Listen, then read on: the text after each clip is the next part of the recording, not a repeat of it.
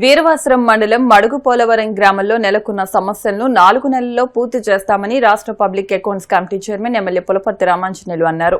మడుగు పోలవరం గ్రామస్తులు ఎమ్మెల్యే కార్యాలయంలో శనివారం వారి సమస్యలను పరిష్కరించాలని ఎమ్మెల్యే అంజిబాబును కోరి వినతి పత్రాన్ని అందించారు.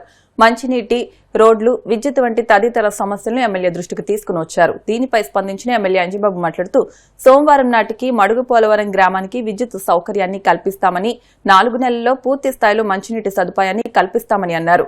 ప్రస్తుతం బోర్ను మరమ్మతులు చేసి తాగునీటి సమస్య లేకుండా చేస్తామని, అవసరమైన చోట్ల ట్యాంకర్ల ద్వారా మంచినీటిని అందిస్తామన్నారు. గ్రామంలో డబుల్ రోడ్డు వేయడానికి కృషి చేస్తానని, ఈ విషయమై ఆగస్టులో జరిగే అసెంబ్లీ సమావేశాల్లో మాట్లాడతానన్నారు.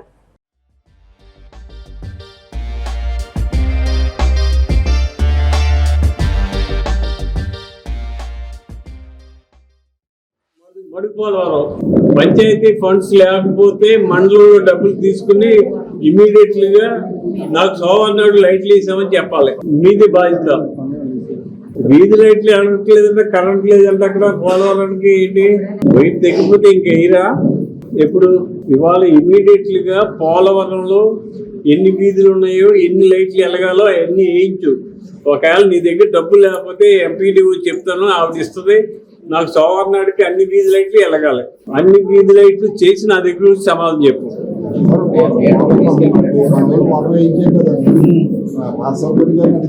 మీ ఊర్లో బోర్ ఉండేదంటే దానికి సబ్స్టేషన్ మోటార్ అయ్యి ఉండేది ఏం చేశారు? ఎక్కడున్నాయి? పెట్రోల్ ఏమంటున్నారు?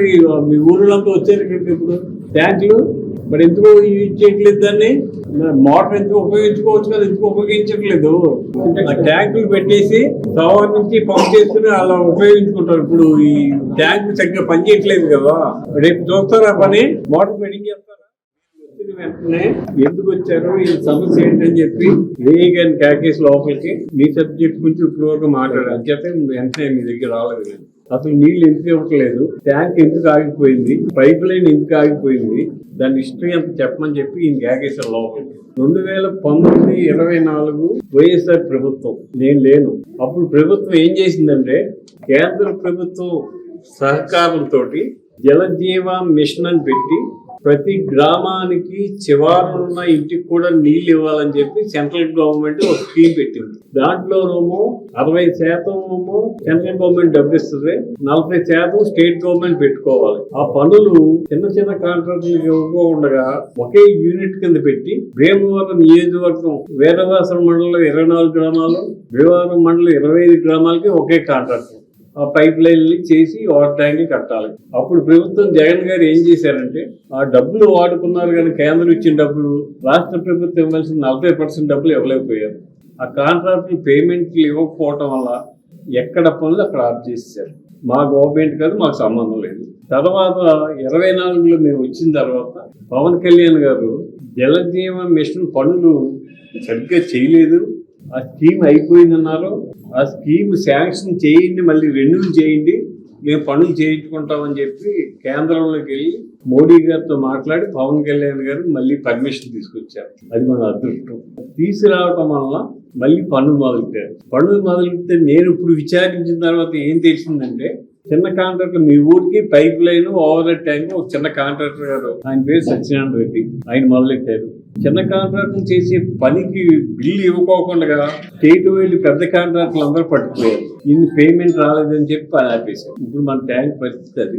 అయ్యా పని ఆపేసావు నువ్వు, మళ్ళీ ఇంకో కాంట్రాక్టర్ చేయటం లేదు, నువ్వు ఎందుకు చేయమని అతను ఇప్పుడు లోపల అడిగితే మేము అందరం కలిసి చిన్న కాంట్రాక్టర్లు అందరూ కలిసి పవన్ కళ్యాణ్ గారి దగ్గరికి వెళ్ళాం. మా పేమెంట్లు రాదు, నాకు 7 కోట్లు రావాలి, నా పేమెంట్ రాలేదు, ఒక 3 కోట్లు రావాలి, ఒక 4 కోట్లు కావాలని అందరూ పవన్ కళ్యాణ్ గారి దగ్గరికి వెళ్ళి స్వయంగా వెళ్ళి చెప్పుకున్నాం. చెప్పుకుంటే కళ్యాణ్ గారు అన్నీ స్పందించి చిన్న కాంట్రాక్టర్లకి 8 కోట్లు రావాలి, అది ఇమీడియట్ గా అధికారులను కేకేసి ఆన్లైన్ చేయించి ఆగస్టు 10వ తారీఖు నాటికి వాళ్ళకి పేమెంట్ ఇచ్చేయాలని చెప్పి ఆర్డర్ ఇచ్చారు.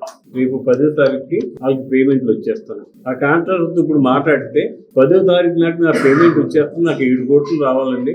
7 కోట్లు రాగానే 3 నెలల్లో మడుగు పోలవరంలో pipeline, overhead tank కట్టి మీకు హ్యాండ్ ఓవర్ చేస్తానండి, మీరు సెన్సార్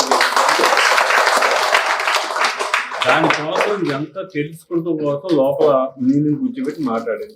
ఓవర్ హెడ్ ట్యాంక్ పూర్తి చేసి, పైప్ లైన్ పూర్తి చేసి, చివర ఉన్న ఇంటికి కూడా ఇలాంటి నీళ్లు కాదు, నాణ్యమైన నీళ్ళు ఇచ్చే బాధ్యత నాది.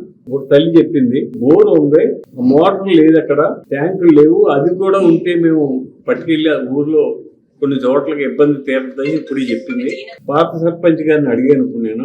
ఆయన రేపు ఆ మోటార్ పెట్టించేస్తాను, ఆ ట్యాంక్ అక్కడ పెట్టేస్తాను, మీరు ఉపయోగించుకోండి అని చెప్పాడు. సెక్రటరీతో చెప్పి ఆ బోర్ కూడా వర్కింగ్ వచ్చేటట్టు ఏర్పాటు చేస్తాను. నేను శాసనసభ్యుడు అయిన తర్వాత ఈ 2 సంవత్సరాల్లో మన నియోజకవర్గంలో R&B ఇంపార్టెంట్ రోడ్లు పెట్టాలి అని ప్రపోజల్ అడిగినప్పుడు ఫస్ట్ ప్రయారిటీ నవడూరు నుంచి లంకలోకి పెట్టాను. మనోళ్ళు హరి, చంద్రబాబు వీళ్ళందరూ కూడా చాలా ఇంపార్టెంట్ రోడ్ అది పెడుతున్నాను. అది ఫస్ట్ ప్రయారిటీలో ఉంది. రేపు నెలలోనూ వచ్చే నెలలోనూ 7-8 రోడ్లు మన నియోజకవర్గంలో ప్రయారిటీలో ఉన్నాయి.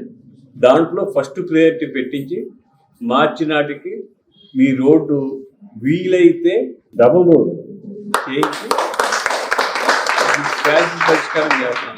మీరు చూపించిన ఫోటోలు మీ పిల్లల్ని భుజాల మీద ఎత్తుకెళ్ళి బయటికి తీసుకెళ్లి చూస్తే నాకు చాలా బాధ అనిపించింది. అసలు ఇంతమంది మహిళలు నా దగ్గరికి రావటం అంటే నాకు చాలా బాధ అనిపించింది. అయ్యో, ఇంతమంది ఇబ్బంది పడుతున్నారు, నేను ఏమి చేయలేనా అనేంత బాధ ఇందాక నుంచి ఆలోచిస్తున్నాను.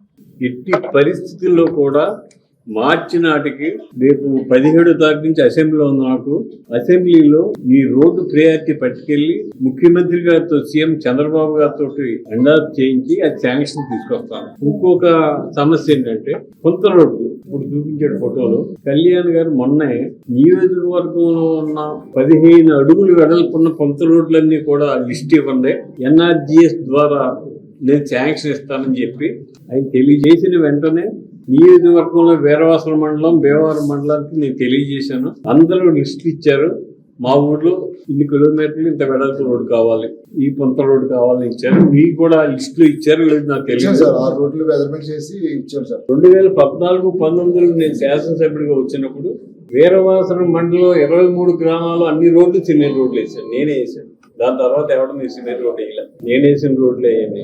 ఇప్పుడు మళ్ళీ పవన్ కళ్యాణ్ గారి ఆధ్వర్యంలో మీ ఊళ్ళో కూడా ఎన్ని రోడ్లు ఉన్నాయి, ఎన్ని రోడ్లు సిమెంట్ రోడ్లు అయినాయి, ఇంకా అవ్వాల్సి ఎన్ని ఉన్నాయి ఇసుకలు తయారు చేయండి, అవి కూడా రోడ్లు ఎత్తుకోండి. ఖచ్చితంగా మీరు ఇంతమంది వచ్చి ఇంత బాధపడుతున్నందుకు మీ సమస్య తీర్చవలసిన బాధ్యత నాది. ఆ బాధ్యత ఖచ్చితంగా నెరవేరుస్తాను. నాకు ఒక 3-4 నెలలు టైం ఇవ్వండి, ఈ సమస్యలన్నీ కూడా పరిష్కరిస్తాను. ట్యాంక్ సరిగ్గా పనిచేయక మీకు నీరుకి ఇంకా ఇబ్బంది ఉంటే నా దృష్టికి తీసుకురండి. జిల్లా పరిషత్ నుంచి ట్యాంకుల ద్వారా మీ ఊరికి నీళ్లు కూడా సప్లై చేస్తాను. అది కూడా చేయించగలను, దానికి ఏమి ఇబ్బంది లేదు. ఇప్పుడు కొంతవాళ్ళ బోర్ ఉంది, మంచి నీరు పడుతుంది, ఆ బోర్ నుంచి ట్యాంకర్కి లోడ్ చేయించి మీ ఊర్లో ఏ ఇంటికి నీళ్లు రావట్లేదు చూసి ఆ ఇంటికి ట్యాంకర్ కూడా పంపిస్తాం కావాలి. అక్కర్లేదు, ఈ బోర్ తోటి మేము వీటితోటి వాడుకుంటా ఉంటే వాడుకోండి. మీకు 3 నెలల్లో OHR బ్రహ్మాండంగా కట్టించి పైప్ లైన్ పూర్తి చేసి మీ అందరి సమక్షంలో నేనే వచ్చి ఓపెన్ చేస్తాను. 14-19 శాసనసభ్యుడిగా ఉండగా అన్ని ఊళ్ళకి రోడ్లు వేసాం, సిమెంట్ రోడ్లు. ఏ ఊరికి డ్రైన్ కట్టలా. ఇప్పుడు కళ్యాణ్ గారి ఆధ్వర్యంలో ఇదివరకు వేసిన రోడ్లకి, కొత్తగా వేయవలసిన రోడ్లకి డ్రైన్లు ప్రయారిటీ పెడుతున్నాం. గతంలో అన్ని సిమెంట్ రోడ్లు వేసాం, డ్రైన్లు వేయలేదు. ఇప్పుడు అన్ని డ్రైన్లు కడతాం. 1000 మెజార్టీతో గెలిచానంటే మీరు అందరూ వేసిన ఓట్లే నమ్మాలి. 68,000 ఓట్ల మెజార్టీ అంటే మామూలు విషయం కాదు. ప్రతి తల్లి నాకు ఓటేసింది. వేసిన రుణాన్ని నేను ఖచ్చితంగా తీర్చుకుంటాను. నేను ఇక్కడ ఆఫీసులో కూర్చొని అలసత్వం చేయను. నేను 24 గంటలు కూడా ఏ గ్రామం ఏంటి, ఏ పరిస్థితి ఏంటి, ఎవరికి పెన్షన్ రాలేదు, ఎవరికి రేషన్ రావట్లేదు, ఎవరికి ఇబ్బంది ఉంది, అయ్యే ఆలోచిస్తాం.